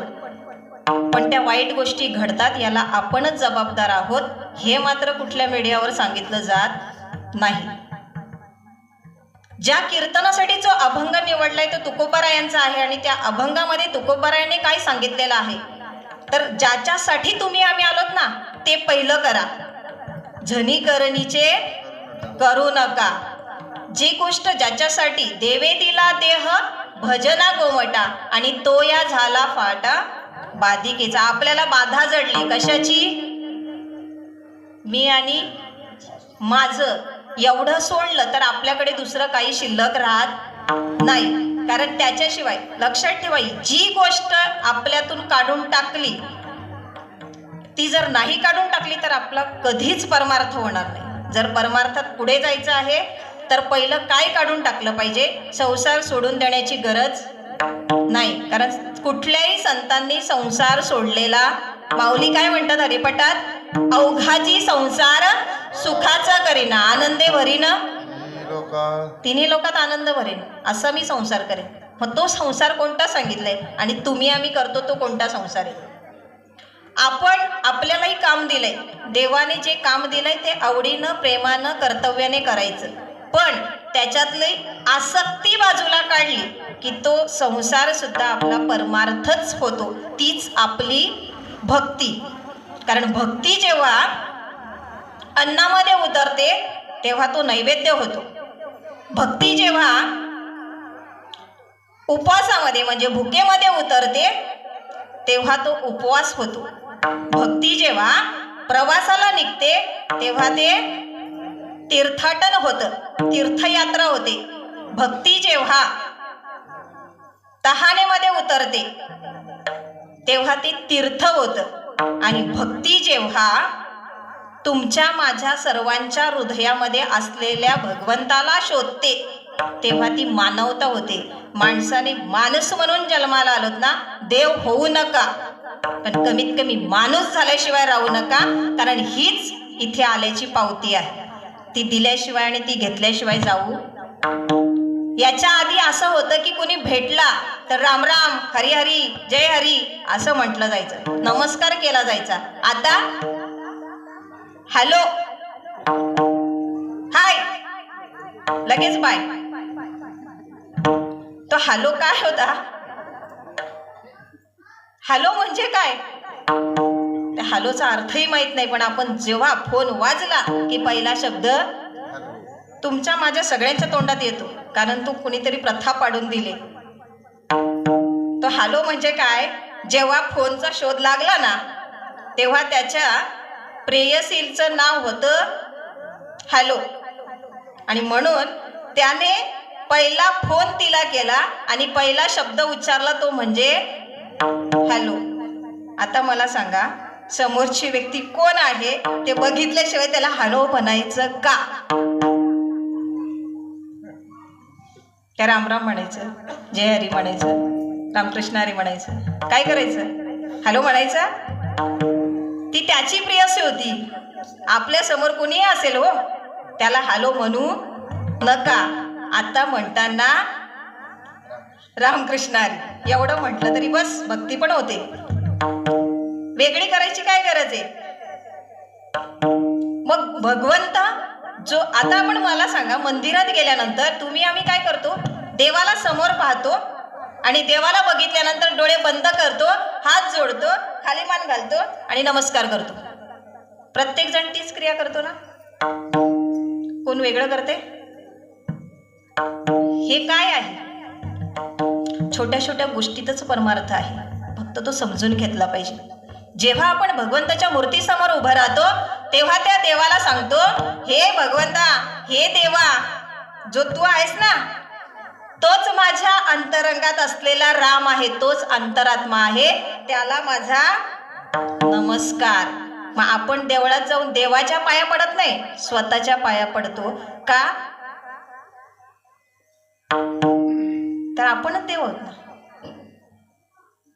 आपण सोहम, मीच भगवंत आहे, मीच परमार्थ आहे. पण ती प्रचिती येण्यासाठी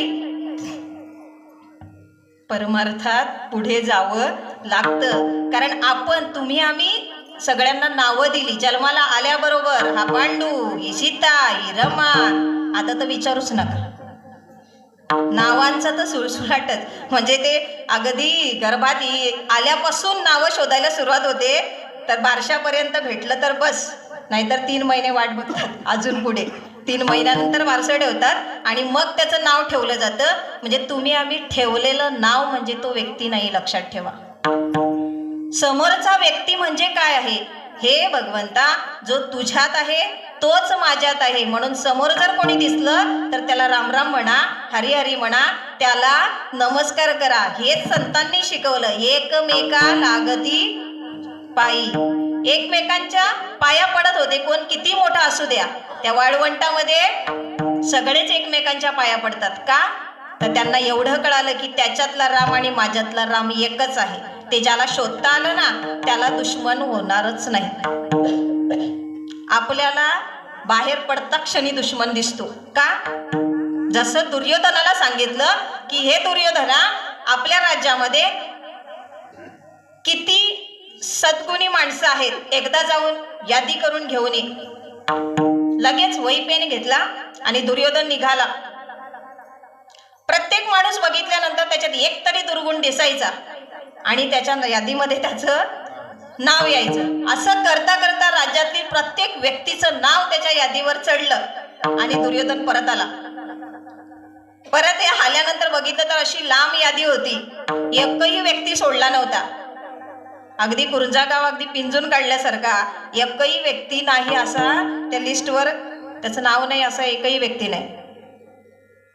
थोड्या वेळानंतर देवानी धर्मराजाला सांगितलं, धर्मा, जरा एकदा गावात फेरफटका मारून ये आणि येताना कोणी जर दुर्जन दिसला तर त्याची यादी करून घेऊन ये. धर्मराजा निघाला. प्रत्येक व्यक्तीकडे गेल्यानंतर एक तरी चांगला गुण दिसायचा आणि त्याचं नाव कट व्हायचं. असं करता करता अख्खं राज्य फिरून आला. परत आल्यानंतर बघतो तर काय, यादीवर एकही नाव. मला सांगा, गावात कोणी दुर्जन नसेल का? आपल्या गावात कोणी सज्जन नसेल का? जगाच्या पाठीवर असं एकही गाव नसेल की तिथे सज्जन व्यक्ती नाहीये आणि जगाच्या पाठीवर एकही गाव नाही की तिथे दुर्जन व्यक्ती नाहीये. मग तरीही दोघांच्या यादीमध्ये, धर्मराजाच्या यादीमध्ये एकही दुर्जनाचं नाव नव्हतं. का? तर त्याच्यामध्ये एकही दुर्गुण नव्हता. म्हणून प्रत्येक ठिकाणी त्याला कोणता ना कोणता सद्गुण दिसत होता. दुर्योधनाकडे एकही सद्गुण नव्हता, म्हणून जिथं जायचा त्याला फक्त त्याच्यातला दुर्गुण त्याच्यात दिसायचा. समोरच्या व्यक्तीमध्ये आपल्यातला दुर्गुण दिसतो. म्हणून समोरची व्यक्ती म्हणजे आपला आरसा आहे, लक्षात ठेवा. आपण दुसऱ्याला कुठे शोधतो किंवा कसं पाहतो, आपण जसे आहोत तसंच आपण दुसऱ्याला समजतो. म्हणून आधी आपण बदला, म्हणजे जग बदलल्याशिवाय राहणार नाही. विठ्ठल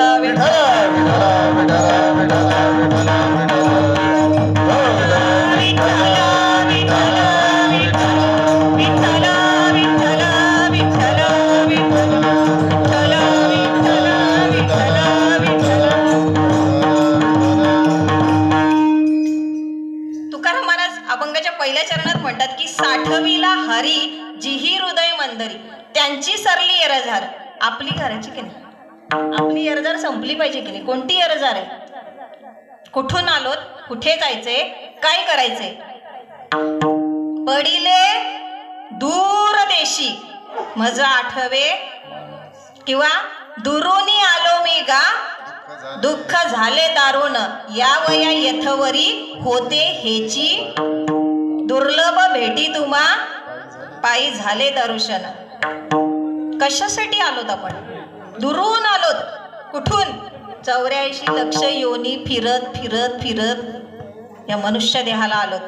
मग इथून पुढे जायचं की इथून मागचा रस्ता पकडायचा, जिथून आपण आलो तिथं जायचा. कारण हा एक सेतू ब्रिज, आपल्या ब्राह्मणगावचा ब्रिज आहे ना, तो ओलांडल्याशिवाय ब्राह्मणगावला जाता येणार नाही. आता मला सांगा, तो ब्रिज बनवलाच नसता तर आपण दुसऱ्या पुढच्या गावचा संपर्कच तुटला असता. मग तो संपर्क जोडायचं काम त्या पुलाने केलंय ना. मग तसं 84 लक्ष योनी फिरून आलोत आपण. प्रत्येक योनीला एक योनी कोटी कोटी फेर आणि मग लागे वारा मनुष्य देहाचा. मग मनुष्य देहाचा वारा लागला का मग इथून सुटायचं की पुन्हा अडकायचं. परत जर इथून अडकलो तर मग 84 लक्ष योनी परत एकदा पुनरुपी जननम पुनरुपी मरणम. परत जन्माला यायचं, परत मरायचं. पण किती वेळा व्हावे फजित, किती वेळा जन्मायावे, किती वेळा जन्मायावे,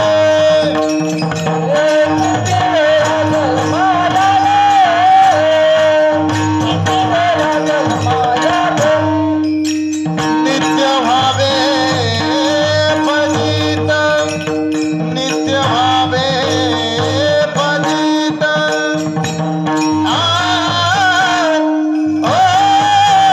मनवून जीवा भला, मनवून जीवा भला.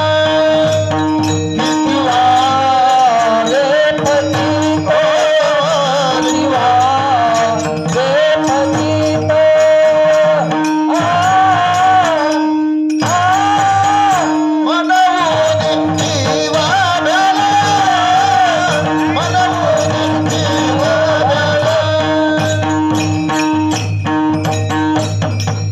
किती वेळा जन्मा यावे आणि कितीदा व्हावे. मग परत यायचं का जन्माला, यायचं का. कोणालाही वाटत नाही ना परत जन्माला यावं. काय सांगू गर्भीच्या यातना, मज सोडवी मज भोगिता नारायणा. बघा त्या गर्भीच्या यातना किती आहेत. त्या मदालसा आपल्या बाळाला सांगते, बाळा तू इथून आलायस ना, इथून पुढे जंगलाच्या रस्त्याने निघून जा. कारण जर पुन्हा याच्यात अडकलास, माया आणि ममतेच्या मोहामध्ये जर पुन्हा बुडालास ना, तर परत एकदा गर्भीच्या यातना भोगायला लागतील. त्यासाठी सुंदर असा पाळणा मदालसेने गायला. आणि तुम्ही आम्ही काय गातो, हा देह नाशिवंत मलमूत्राचा बांधा,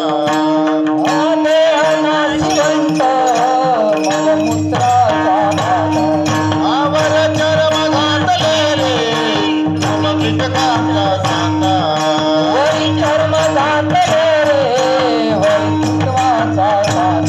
ओ रव रव दुर्गती रे अमंगल देता बांधा.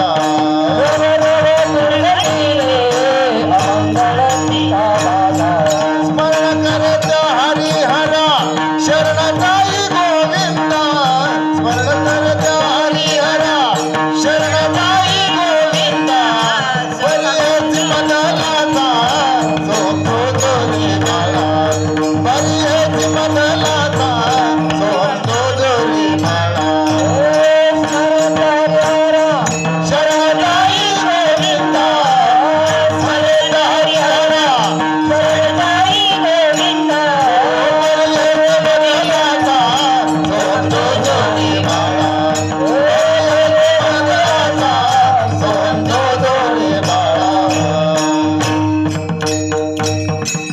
हा देह नाशिवंत मलमूत्राचा बांधा, वरी चर्म घातिले रे कृमी कीटकांचा सांदा. हा देह नाशिवंत आहे. किती नाशिवंत. एकदा का त्यातला चैतन्य निघून गेलं की मग 4 तासातच त्याला वास फुटतो. इतका अमंगळ तिचा. साधं एखाद्याला भाजलेला असू द्या, तिथली कातडी जर निघून गेली ना तर तिथे बघावंसं वाटत नाही, इतका अमंगळ आहे. आणि असं आपण गर्भीच्या यातना जेव्हा भोगतो ना, तर किती यातना, मल मूत्र विष्ठा, त्याच्यामध्ये 9 मास 9 दिवस राहायचं आहे. सध्या नुसती गटारीचा वास आला तरी आपल्याला वाटतं की आता इथून जायचं नाही, मग त्या अमंगळेमध्ये आपण कसं काय पुन्हा यायचा विचार करतो. मग यातून जर सुटून जायचंय, त्या गर्भीच्या यातना जर कायमच्या संपवायच्या आहेत, तर तुम्हा आम्हाला मिळालेली ही सुवर्ण संधी आहे, की मिळालेला हा नरदेह दुर्लभ जाना. हा नरदेह दुर्लभ आहे हे समजून घेतलं पाहिजे. एक किडनी गेली तर 1,00,000-2 लाख भरल्याशिवाय मिळत नाही. असा जर नरदेह आपल्याला फुकट मिळालाय, तो कशासाठी घालवायचा? देवे दिला देह भजना गोमटा. आपण केलाय काय? भोजना गोमटा. रविवार आहे, पाहिजे. आपण त्याला भोजनासाठी घालवलंय आणि भोजन करता करताच वाया जातोय. मग जाताना काय घेऊन जायचंय, जाताना काय करून जायचं आहे, तर या सुंदर अशा नरदेहाला त्या भगवंताच्या भक्तीमध्ये लावून जायचं आहे. त्या हरीला आपलंसं करायचं आहे, कारण त्याशिवाय या संसारातील दुःख संपणार नाही. कोई तन दुखी, कोई मन दुखी, कोई धनविन रहत उदास, थोडे थोडे सब दुखी, सुखी राम के दास. मग त्या रामाचं दास व्हायचं आणि सुखी व्हायचं, की संसारातले चटके सहन करत मरायचं, हे आपल्या हातात आहे. म्हणून एकदा त्या हरीला आपलंसं करून घेतलं की दुःख संपणार आहे. हेच अभंगाचं दुसरं चरण. त्यांची सरली रे झार, त्यांची सरली रे झार, गांधी सरियर झार, हो गांधी सरियर झार, त्यांची सरली रे झार, त्यांची सरली रे झार, गांधी सरियर झार, गांधी सरियर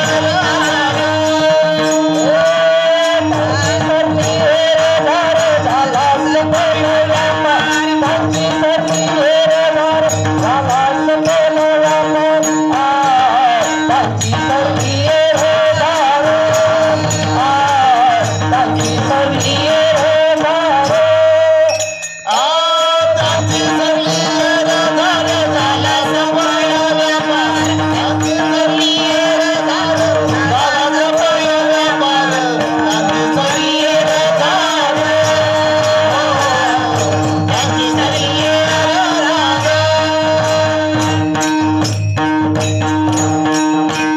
त्यांची सरली एरजार आणि झाला सफळ. त्यांचीच एरजार संपणारे, ज्याने आपल्या हरीला आपलंसं करून घेतलं. कारण जोपर्यंत हरी हे निधान आपल्या हाताला लागत नाही, तोपर्यंत आपली एरझार संपत. मग त्या हरीला शोधायचं कसं आणि कुठे शोधायचं, हे आपल्याला आधी कळून घेतलं पाहिजे. मंथोनी नवनीता तैसे घे अनंता. आणि वाया व्यर्थ कथा, एक हरी आत्मा, जीव शिव सम. आणि वाया तू दुर्गमा, न खाली मना.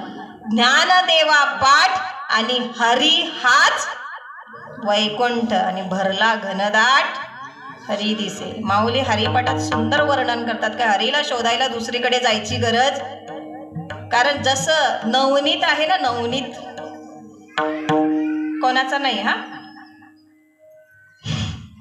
नवनीत म्हणजे सार, तूप.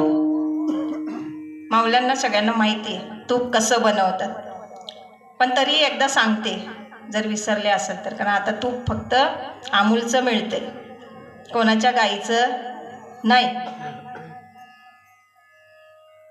मग हे तूप कसं बनवलं जातं, तर दही लावलं, दुधाचं दही लावलं जातं, विरजण लावलं जातं आणि दही बनतं. दही त्याला नवनीत म्हणजे आपण त्याला काय मंथोनी नवनीता तैसे घे आनंद. त्या दह्याचं घुसळण केलं जातं.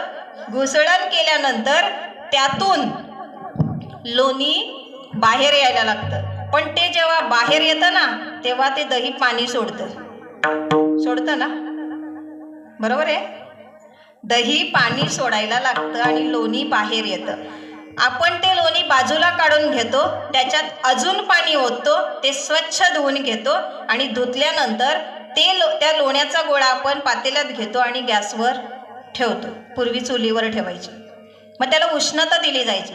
जशी उष्णता दिली की हळूहळू तो लोण्याचा गोळा वितळायला लागायचा आणि वितळल्यानंतर त्याच्या खाली बेरटा साठायला लागतो.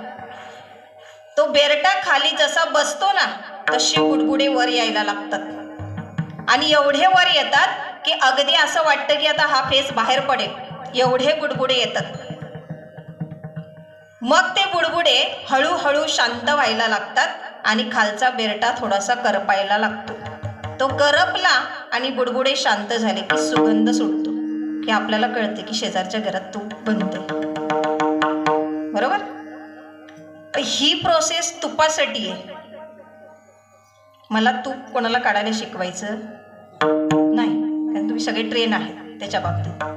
पण तरी मी सांगितलं कारण मला माझा मुद्दा पटवून सांगायचा आहे.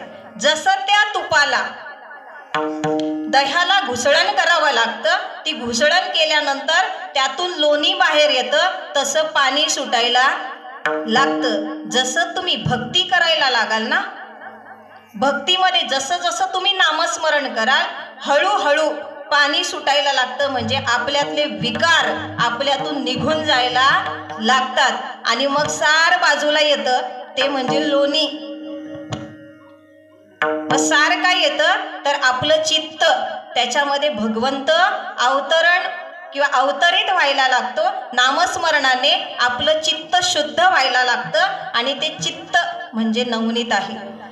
ते चित्त म्हणजे ते लोणी आहे आणि ते लोणी हळूहळू आपण पाण्याने स्वच्छ धुवून घेतो आणि त्याला बाजूला करून त्याला उष्णता देतो. जशी उष्णता दिली ना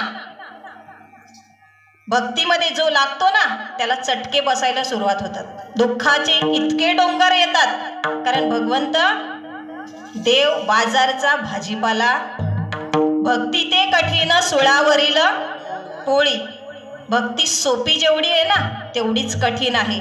जशी तुम्ही भक्तीला सुरुवात करणार ना तसे दुःखाचे डोंगर यायला लागतील. हळूहळू उष्णते जशी चटके लागतात ना तसे आपल्याला संसारातले चटके लागायला सुरुवात होतात.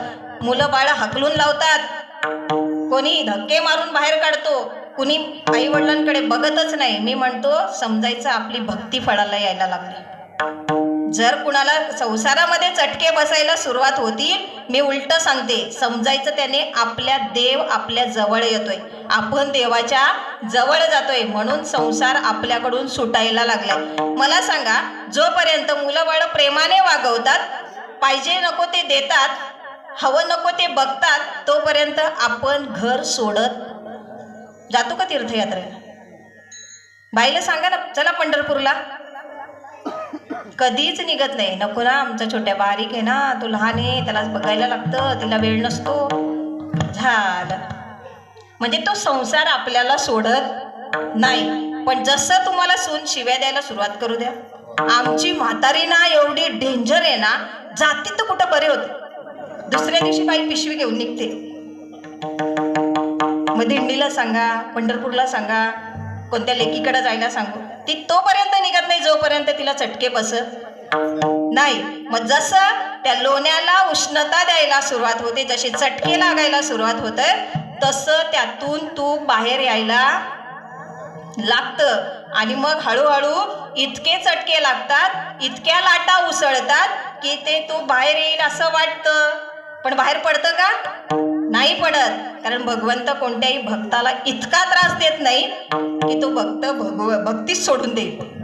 नाही, तो तोपर्यंतच त्याच्यावर अत्याचार करतो, तोपर्यंत दुःख दाखवतो की जोपर्यंत तो भक्तीमध्ये दृढ होत नाही. एकदा त्याचे पाय खंबीर झाले, त्याला सहन करण्याची सवय झाली, मनाला कळालं की आता मला भगवंताशिवाय दुसरा कुणीच नाहीये, तोच मला यातून सोडवेल, ही जोपर्यंत वृत्ती बनत नाही तोपर्यंत दुःखाचे चटके. ज्या क्षणाला कळालं मी देवाचा आणि देव माझा, एवढं कळालं की चटके बंद होतात. मग आनंदाच्या डोई आनंद तरंग. मग एकदा चटके लागले की ती उष्णतेने जसे ते लाटा उसळतात ना तशा विषयांच्या लाटा उसळतात. आपण भक्तीला लागलो ना, काम क्रोध मद मोह मत्सर दंभ ईर्ष्या सगळे उसळून बाहेर येतात आणि आपल्याला सळो की पळो करून सोडतात. मग आपण सांगतो तो तर इतका भक्त होता, पार मंदिरामध्ये कुठलं देव सोडला नाही त्याने, कुठलं कथाकीर्तन सोडलं नाही. पण बघा ना बाबा कसा वाईट वागतोय. तो वागत नाहीये, त्या विषयांच्या लाटा उसळतात, त्याला त्रास देतात आणि मग हळूहळू तरी तो सुद्धा भक्तीमध्ये टिकून राहतो ना, तेव्हा तो बेरटा खाली बसतो.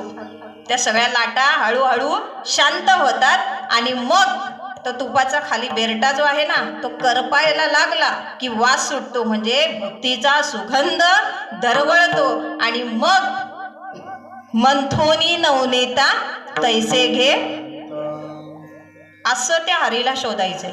मग आपल्याला भक्ती करायची ना, तर त्या पद्धतीने आपल्याला भक्ती करावी लागेल. त्याशिवाय तो हरी आपल्या हृदयात साठणार नाही. आणि एकदा का त्या हरीला आपण हृदयात साठवलं, मग आपल्याला कोणतीच चिंता उरणार नाही. अभंगाचं तिसरं चरण. हरी आला आता, हरी आला आता, हरी आला आता, हरी आला आता.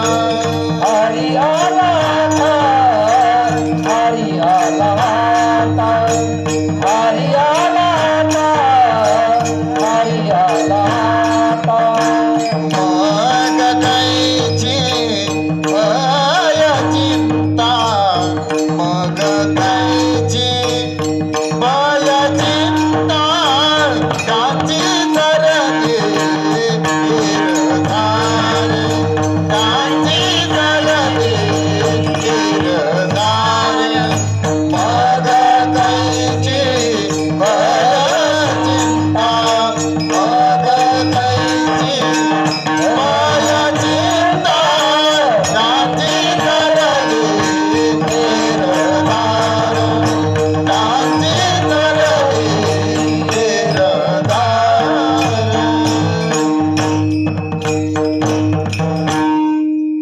ह्या प्रोसेसनी जर आपल्याला हरी भेटला, एकदा तो आपल्याला सापडला की मग कुठलीच चिंता आपल्याला उरत नाही. मग गोळ्या घेऊन झोपायची गरज.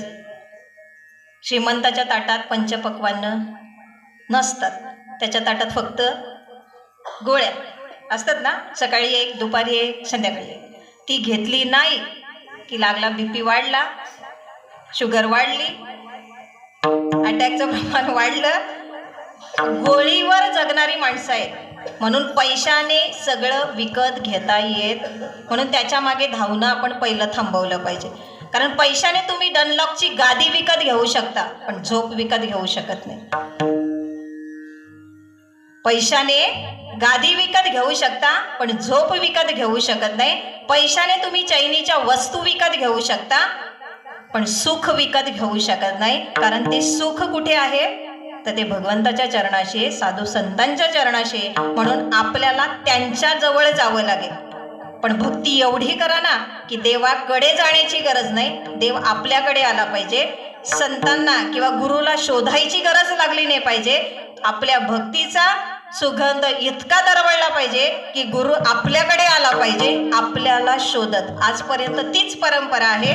ज्याची भक्ती दृढ झाली, ज्याची भक्ती फळाला आली, त्याच्याकडे सद्गुरू आलेत. कोणताही भक्त सद्गुरूकडे गेलेला नाही. कारण सद्गुरू शिवाय तरणोपाय.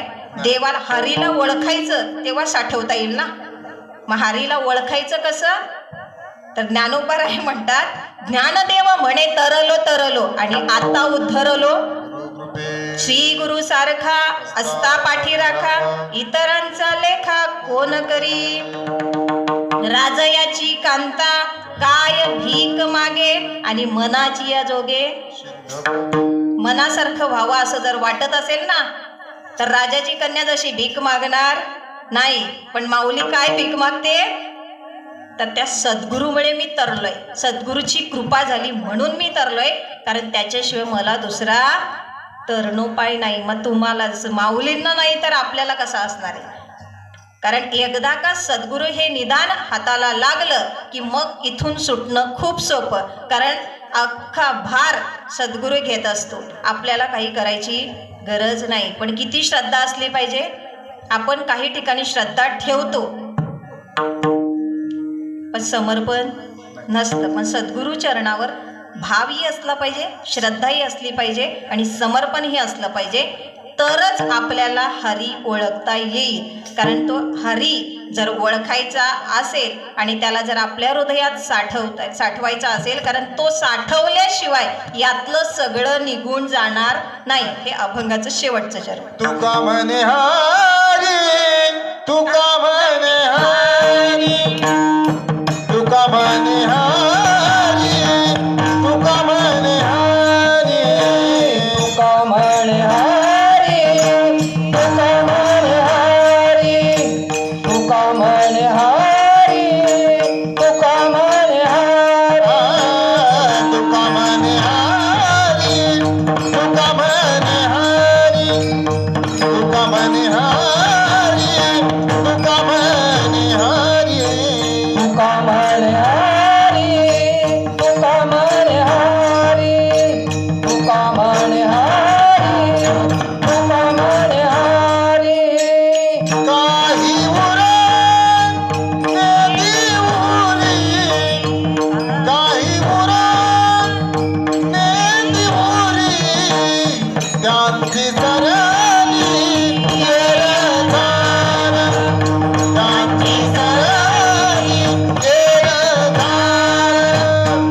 काही उरण नेली हरी, काही उरण नेली हरी, त्यांची सरली येरधार, त्यांची सरली येरधार.